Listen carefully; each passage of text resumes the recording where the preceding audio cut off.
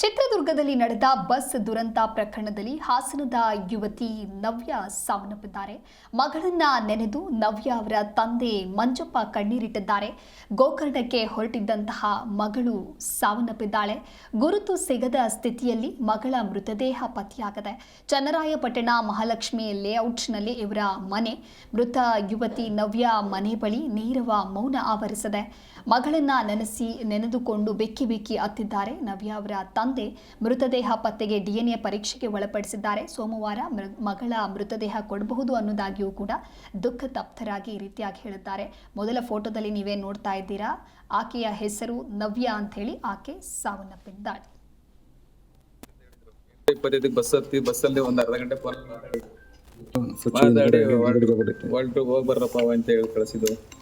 ಬೆಳಗ್ಗೆ 7 ಗಂಟೆಗೆ friend phone ಮಾಡಿದ್ರು, ಹಿಂಗಾಗಿದೆ ಬಸ್ ಹಾಸ್ಪಿಟಲ್ ಆಕ್ಸಿಡೆಂಟ್ ಆಗಿದೆ, ನಾವೊಂದು ಹಾಸ್ಪಿಟಲ್ ಇದ್ದೀವಿ, ಅವರೊಂದು ಹಾಸ್ಪಿಟಲ್ ಬಂದು ಕರ್ಕೊಂಡು ಹೋಗಿ ಅಂತ ಫೋನ್ ಮಾಡಿದ್ರು. ಅಲ್ಲಿ ಹೋಗಿ ನೋಡಿದ್ರೆ ಅಲ್ಲಿ ನಮ್ಮ ಮಗಳದು ಇದೇ ಇಲ್ಲ, ಎಲ್ಲ ಸುಟ್ಟು ಹೋಗಿ. ನಾವು ಇರೋರ್ಗೆ ಹೋಗಿ ಇರೋರೆಲ್ಲ ಹಾಸ್ಪಿಟ್ಲಲ್ಲಿ ಚೆಕ್ ಮಾಡಿದ್ರು. ಇರೋರು ಹಾಸ್ಪಿಟ್ಲ್ ಚೆಕ್ ಮಾಡಿ ಚಿತ್ರದುರ್ಗ ಹಾಸ್ಪಿಟ್ಲಿಗೆ ಹೋಗಿ ಅಲ್ಲಿ ನೋಡಿದ್ರೆ ಅಲ್ಲಿ ಗುರ್ತಿಡಿಯೋಕ್ಕಾಗದಷ್ಟು ಇದಾಗೋಯ್ತು. ಅದೇ ಪೊಲೀಸರೆಲ್ಲ ಸಖತ್ ಹೆಲ್ಪ್ ಮಾಡಿದ್ರು, ಸಖತ್ ಇದು ಮಾಡಿದ್ರು. ಎಲ್ಲ DNA ಟೆಸ್ಟ್ ಕೊಟ್ಟು ಎಲ್ಲ ಕಳಿಸ್ಕೊಟ್ಟಿದ್ದಾರೆ. ಸೋಮವಾರ ತಲುಪಿಸ್ತಾರೆ. ಅದೇ ನವ್ಯ ಮತ್ತೆ ಮಾನಸ ಇಬ್ರು ತುಂಬಾ ಕ್ಲೋಸ್ ಫ್ರೆಂಡ್ಸ್ ಅಂತ, ಸಣ್ಣವರಿಂದ ಒಟ್ಟಿಗೆ ಓದ್ತಾ ಇದ್ರು. ಪ್ರೈಮರಿಯಿಂದ ಕಾಲೇಜಿಂದ ಹಿಡಿದು ಕೆಲಸ ಸೇರ್ಕೊಳ್ಳೋ ಒಂದೇ ಕಂಪ್ನಿ ಮಾಡ್ಕೊಂಡು ಒಂದೇ ಮನೇಲಿ ಮಡ್ಕೈದ್ರು, ಒಂದೇ ತಟ್ಟಲ್ಲ ಅನ್ನ ತಿನ್ನೋರು, ಒಂದೇ ಸಲ ಸತ್ತೋದ್ರಿ ಇಬ್ರು.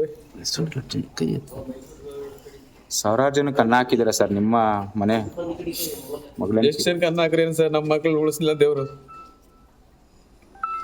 50 ಜನ ಕೇಳಿದ್ರೆ 50 ಜನ 100 ಜನ ಕೊಡಿ ಊಟವ. ದಿನನಿತ್ಯ ನೋಡ್ತಿದ್ದೇವೆ ಇವ್ರು ಮಾಡೋ ಕೆಲಸನೇ. ದಿನ ಬೆಳಗ್ಗೆ 10 ಜನ 100 ಜನಕ್ಕೆ ಊಟ ಹಾಕಿದ್ರೆ ಆಯ್ತು. ಆದ್ರೂ ಬೆಳಿಗ್ಗೆ ನಾವು 3 ಗಂಟೆ 4 ಗಂಟೆಗೆ ಎಚ್ಚರಾದ ಸಮೇತ ಯಾವಾಗ್ಲೂ ದೇವ್ರ ಮನೇಲಿ ಪೂಜೆ ಮಾಡೋದು, ಸ್ನಾನ ಮಾಡ್ಕೊಂಡು ಪೂಜೆ ಮಾಡಿದ ನಂತರನೇ ಅವರು ಸಂತೆ ಹೋಗೋದು, ಮತ್ತೆ ಇದನ್ನ ಕ್ಯಾಂಟೀನ್ ನಡೆಸೋದು, ಇಷ್ಟೆಲ್ಲ ಮಾಡ್ತಿದ್ರು. ಭಾರಿ ಕಷ್ಟದಿಂದ ಬಂದು ಈ ಮನೆಯೆಲ್ಲ ಕೆಟ್ಟಿಗೆ ಅವ್ರ ಮಕ್ಕಳನ್ನ ಹೋಲಿಸ್ಕೊಂಡು ಈ ಲೆವೆಲಿಗೆ ಬಂದಿದ್ರು. ಮದುವೆ ಕೂಡ ಫಿಕ್ಸ್ ಆಗಿ ಈ ದುರಂತ ಹಿಂಗೆ ಆಗಿದೆ ಅಂತಂದ್ರೆ ಎಂಥವ್ರಿಗೂ ಭಾರಿ ಬೇಜಾರಾಗಿದ್ದು ಸರ್.